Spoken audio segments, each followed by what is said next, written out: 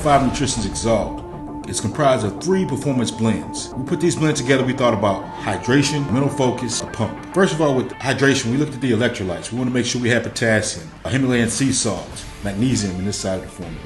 We looked at mental focus, we wanted to add things like neural factor and alpha GPC. We looked at the pump, we wanted to add things, of course, like Hydromax and Oxygen. All these things combined is what I look for in a premium performance pre-workout supplement. These things combined will allow me to enhance my workout and make sure I'm getting a good training session after training session.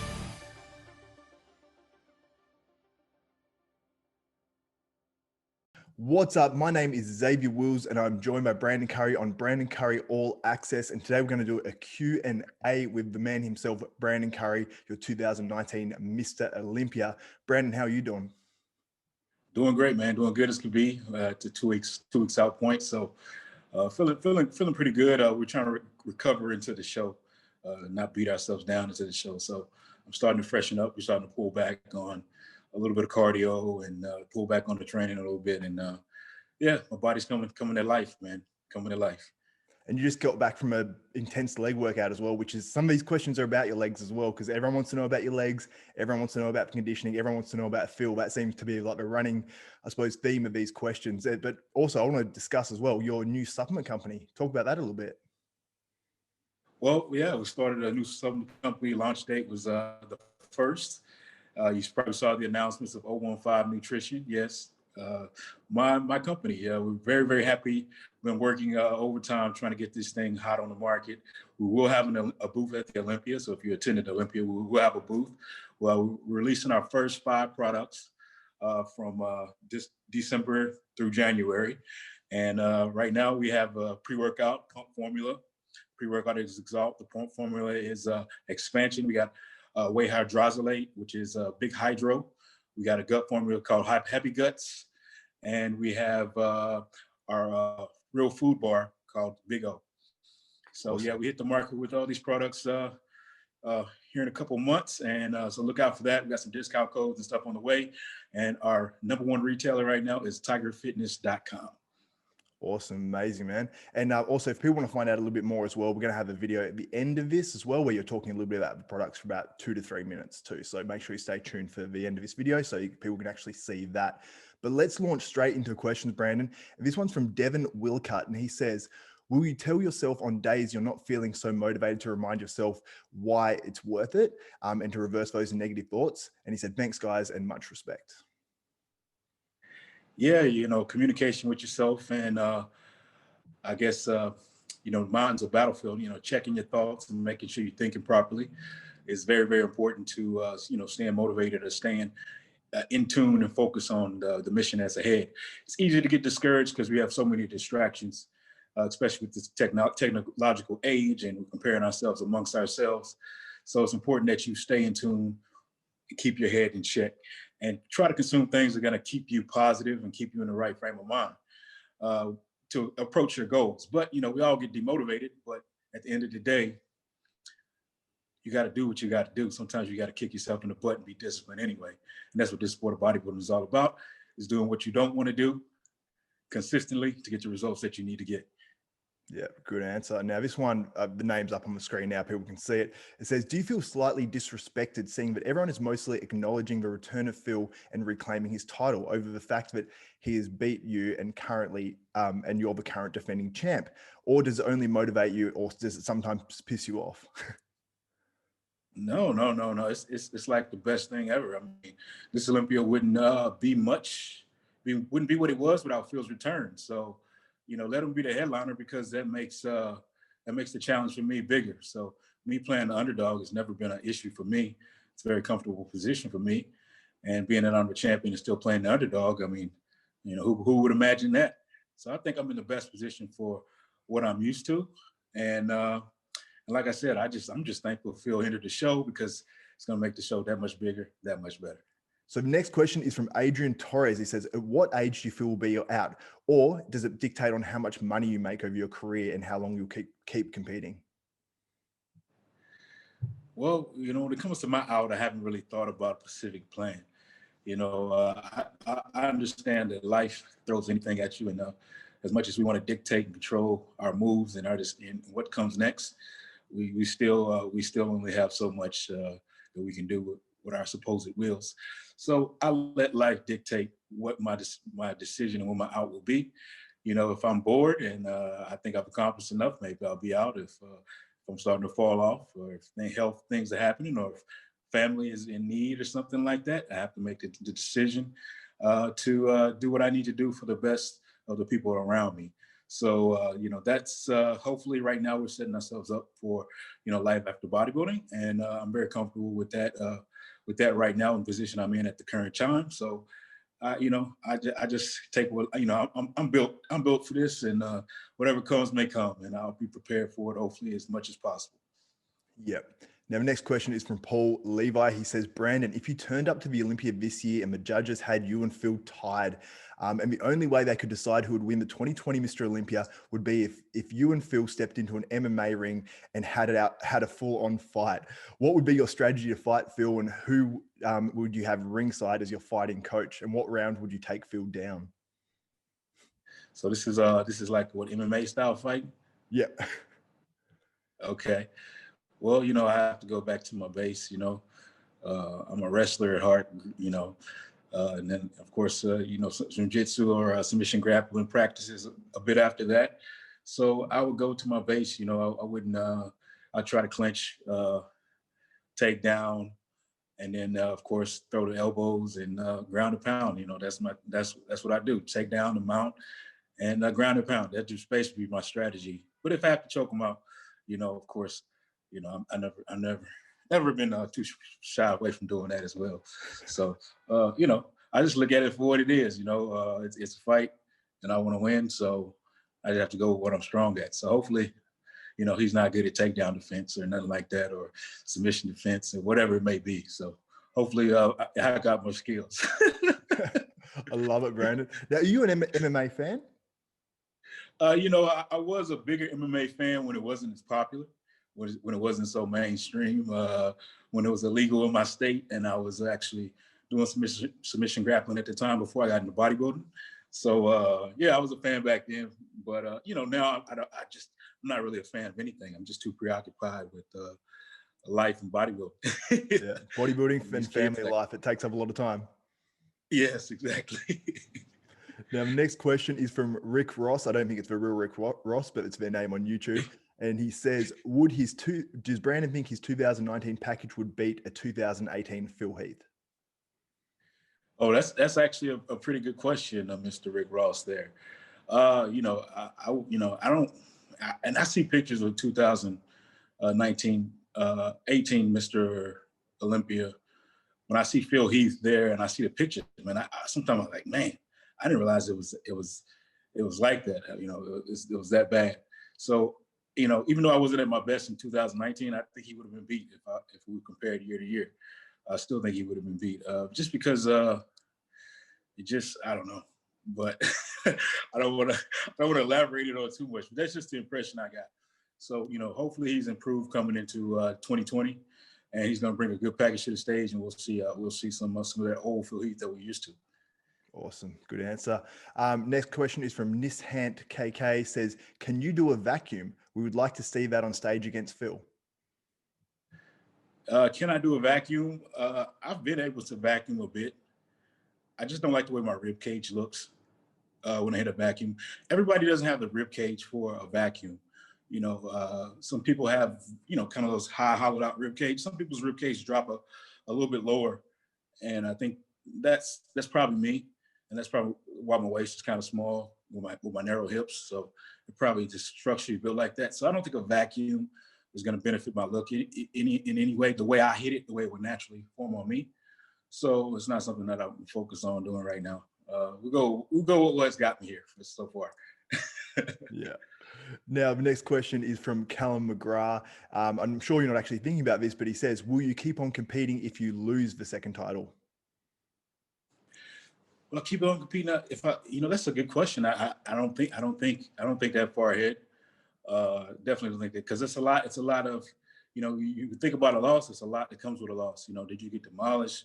You know, what was the circumstances in which you lost? You know, what happened in the prep? You know, was it just something that freak happen with timing. It's a lot of variables that can happen in bodybuilding. So I don't think that would necessarily demotivate me from competing. Not really. It probably set me on fire. I've been losing for a long time, and it's done nothing for me but kind of put a fire up on my butt. So losing for me is not the scariest thing in the world. Yeah, for sure. Well, you had many years where you were like really coming up, and a lot of people were, I suppose, expecting a lot of you. And I feel like a lot of people sort of didn't think you would get to the level you're at now, which is really cool that you actually made it there and made it to the pinnacle. There's only, including yourself, 15 men that have achieved what you've achieved. Yeah, I mean, I can't. I'm grateful, man. I can't be sour about anything. Yeah, absolutely. Next question is from Andrew Mitchell. He says, how has the quality of your macros changed since moving abroad? I assume it means the quality of your food in general. Well, I just when I'm here, I'm on a Pacific plane. First when I get here, we do a lot of maybe some eating out, some cheat meals in here. But as we go into refining our plan, it's just basically it's a changing strict plan, and considering that the food is provided for me and I have everything laid, I don't have to prepare anything. It's as consistent as you can get. And when I'm at home, it's the lack of consistency that we have, because every day can be very, very different depending on the day, this kid's schedule, depending on my schedule for the day. So I try to be as consistent as possible, but also at home, if I'm far out, I'm gonna give myself the freedom to enjoy life, eat the wife's food, go out with the family, or whatever it may be. So it's not intention that I would have here when I'm overseas. When I'm overseas, it's about business. That's why I'm here. So it's none of the other stuff when I get at home. Yep. Next question is from Cian Knight. He or she says, do you guys in Kuwait periodize or structure your training and workout plans, deloads, etc.? No, we don't periodize anything. We we push the body when it can be pushed. If we see the body is kind of beat up, then he may pull back a little bit. But he also gives me the freedom to dictate some of these things too. But I'm here for such a short period of time, such a concentrated period of time. Most of the time, I'm just giving it my all. I'm pushing myself to the limit because it's just a temporary period of time. I wouldn't do this all year, of course, but for the time that I'm here, I'm pushing my body to an extreme to get where I need to be. Yeah, absolutely. The next question is from Batman. I don't think it's actually Batman. It says, it seems like you do reps in the 15 to 30 rep range sometimes. Does high rep training work best for you? I guess so. If you've watched and analyzed what I do, and that's what you see, I guess you're correct. Sorry about that. I guess you're correct, but I don't really think much about the specifics. I just train by feel, push myself to failure, whatever weight it is, whatever set it is that day, whatever my coach dictates for that day. We're pushing it eventually to failure. I'm pushing it by feel, fatiguing the muscle. It's a lot of intuitive training that goes on from the years of my training, what I feel that kind of works the best, and how to kind of push myself the most. It's just something I can't really teach, and it's very, very hard to explain. But when you're in a rhythm and you're in a training environment to where you're being pushed every day, a lot of the variables and the rules go right out the window. So we just do what's effective here. We do what challenges ourselves, and everything else goes right out the window. So if you see what you see and you take some notes, that's cool. But understand that that's me, and that's the variables I'm in right now, and I'm able to survive and deal with this kind of training on a day-to-day basis because I'm in an environment that's catered to it. Yeah. And it seems like a lot of the top pros actually do that. And it seems like sometimes the guys, do you think it's more important for beginners to focus more on, I suppose, like periodization and building up to certain weights and things like that? Or do you think it's like after years, then you can sort of just, go by feel? I've been through the gamut. I came up in exercise science, so I've tested a lot of different things, a lot of different training modalities, and and figured out what I liked, what I enjoyed. I was very much a performance athlete at the beginning of my training career, and it was all about strength, it was all about performance, and it was hard for me to move away from that and really trust some of the bodybuilding methods. But the more I've trusted more the bodybuilding methods, connected with the mind muscle connection, started to get the feel and the volume in there, the more I responded in a way that was catered towards bodybuilding. So I had to really get rid of some of my ego, some of my strength, performance type based training, and really focus on the aspects of bodybuilding and look at bodybuilding not as just a science, but an art as well. And we're all different. So you eventually you learn what your body kind of likes. But it's always good to periodize because let's say if I am in the off season, I'm coming from a break or something, I train different. So I train totally different when I'm home than when I'm here, and I'll prepare my body different for when I come here. So it's complicated, but yeah, I guess I do periodize in a way. Sorry, I can't get that out. But I'm struggling too, yeah, man. yeah, sorry, I can't get that out. But I guess I do in a way. But when I'm here, it's one way. So if you ask me about here, it's one way here. But when I'm outside of Oxygen Gym, when I'm at home, I do different things. So I'll drop my volume when I get home. I'll focus more, maybe on some strength moves, and I won't go to failure. I'll stay fresh because that's the way I like to come out of my training and kind of maintain some muscle. But I'm not really trying to necessarily gain muscle because I'm increasing the calories naturally, and it doesn't really require much to gain a bunch of weight after a show. So I'll change my method based on where my state of my body is as well, and how much time I have to play with. Yeah. Now I've got a question for myself on this one. Now, obviously, with everything that happened with COVID, you would have probably had a ton of guest posing appearances and things like that booked, and appearances just, just whatever, doing whatever around the world. Now, did it change, I suppose, your approach to your off season? Like, did you let yourself get a bit more fluffy or a bit bigger or whatever because you didn't have to make those appearances, or was it just the same as what you do normally? Yeah, I try to when I'm making appearances, I try to do present the look as much as possible. I try to stay a certain look. Sometimes, depending on how busy your schedule is, though, it's not possible. And you have to think about your health. You got to think about your recovery. You got to think about what you need to do to prepare for your next preparation first. So that may mean I'm not looking the way that I want to look, but it's to the benefit of the future aspects of competition. So I'm looking down the road at that. So, of course, it's great to look, prime all the time. We really want that, but it's not, honestly, it's not practical if you want to be the best. So at times you may see me, in recovery mode, living regular life, trying to, not peak shape bodybuilding. And that's just normal for us. That's just the reality of being a bodybuilder. Yeah. Next question is from Anthony, 1987. He said, what would Brandon's favorite eras or years if he had to choose, and why? 60s, 70s, mid 80s, late 80s, beginning of the 90s, late 90s, 2000s, or just this era? It would have to be the late 90s, early 2000s.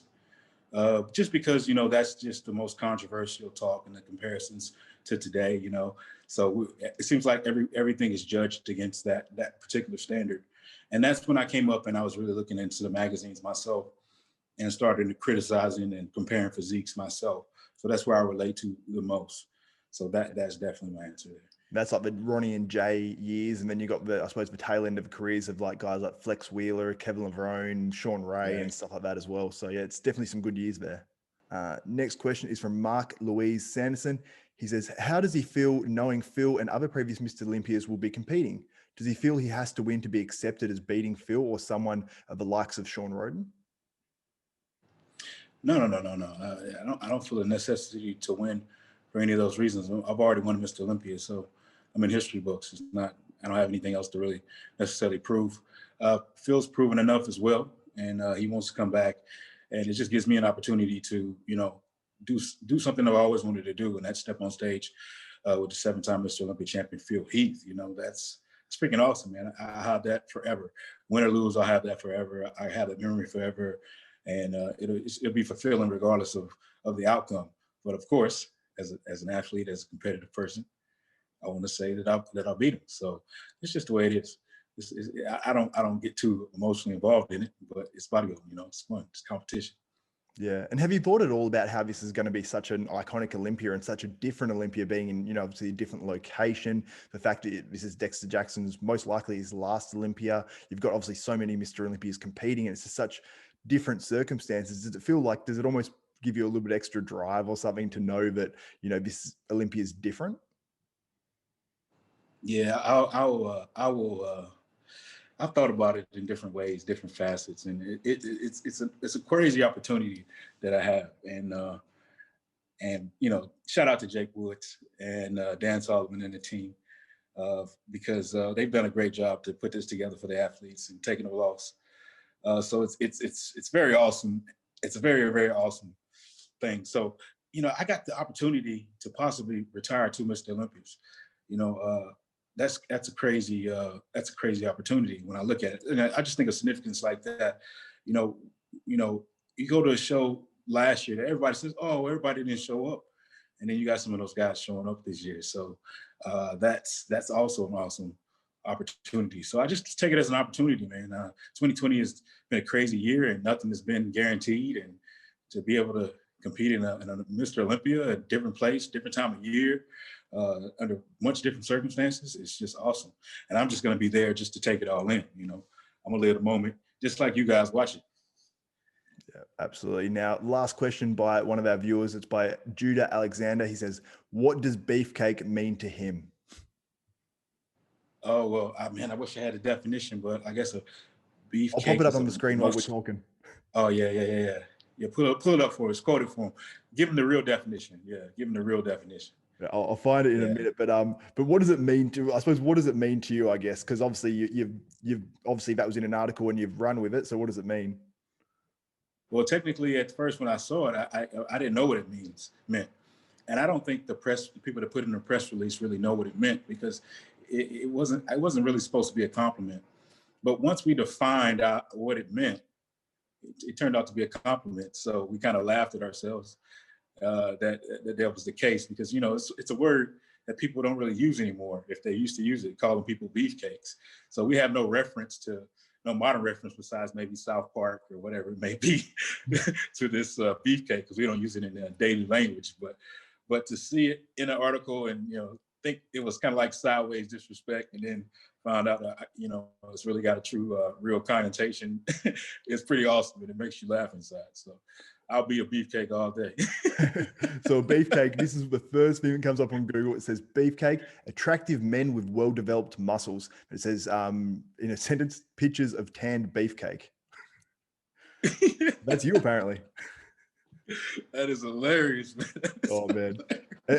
When I read that article the first time, I had to read it about 5 times and think, is that Brandon Curry? Is that who they're talking about? I thought it must be. So bro. I enjoyed it, man. I enjoyed it. So thank you so much for doing this, Brandon, on Brandon Curry All Access. I'm sure the fans will appreciate this. Do you have any final last words, obviously, before we go into talking about the products and what's coming up? We'll play that at the end of this. So do you have any final last words? Nah, guys, thank you for joining me on my channel, man. Brandon Curry All Access. I'm leaving Kuwait here this week, headed back home, get some training in my gym. So hopefully get some footage to go up here for you guys to come leading into the Olympia. So we're trying to do some crazy things this year, and hopefully get you guys an inside look here on Brandon Curry All Access. Yeah, and guys, make sure you subscribe and hit the notification bell button as well, because there's going to be more content as well coming at you from Brandon Curry just prior to the Mr. Olympia 2020. And I'm sure we'll have some coverage as well from you and some filming and stuff from the actual 2020 Mr. Olympia if that's in the works for you. Yes, sir. Awesome. So Xavier Wills and Brandon Curry, we're out. Hey, what's going on, guys? It's your Mr. Olympia champion here, Brandon Curry, with a huge announcement. Been waiting to make this announcement for a while now. We've been working hard behind the scenes to release this, but now it's time, guys. It's time that I started my own brand, guys, and that's what this announcement is about. I've started my own brand, O15 Nutrition, guys. O15 Nutrition, yes, the O is for Olympia, the 15 is for 15, number 15.